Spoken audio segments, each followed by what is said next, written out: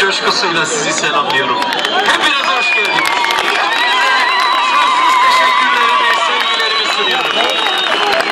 İnşallah bu coşkunuz, bu heyecanınız, mutluluğunuz daim olacak.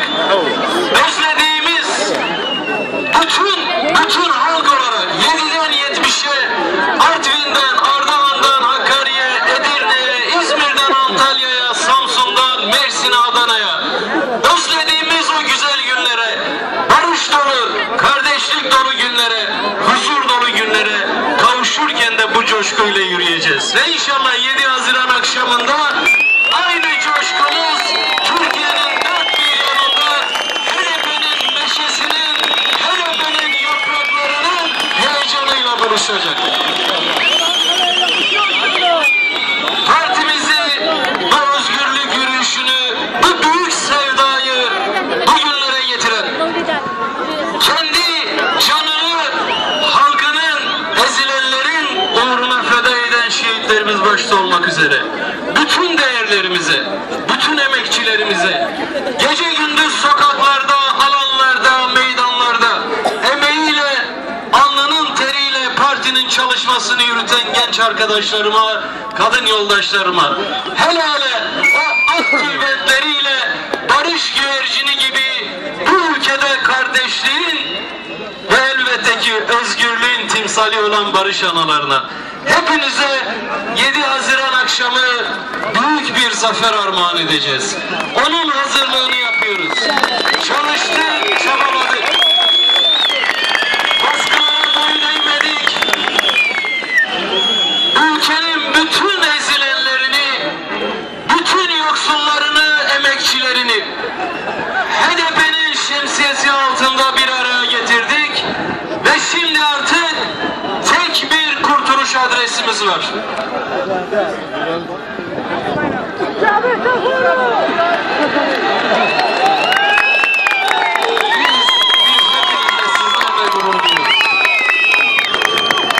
Bir kurtuluş adresimiz var.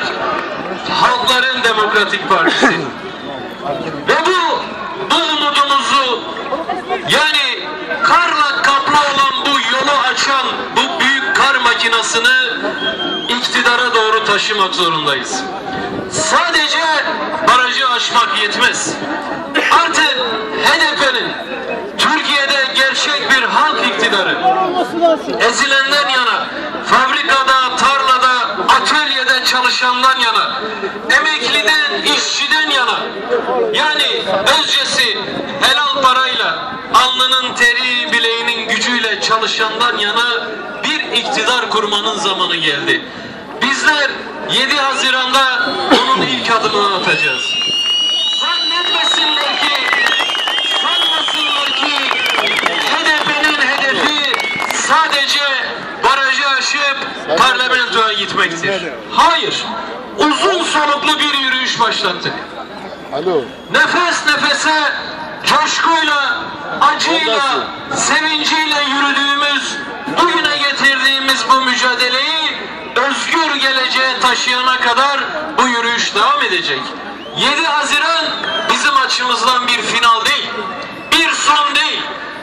Elbette barajı aşmak, parlamentoda olmak, bu ezilen halkları orada görkemli adaylarımızla, sizlerin kardeşleriyle birlikte orada temsil etmek bizim boynumuzun borcu, bunu sağlayacağız. Ama bu yetmez. Bu yürüyüş halk iktidar oluncaya kadar devam etmelidir. 8 Haziran sabahı mücadeleye kaldığımız yerden devam edeceğiz. Ta ki bu halkın başına musallat olmuş, ağzından dini, imanı düşürmeyip cebinden hırsızlık parasını eksik etmeyenler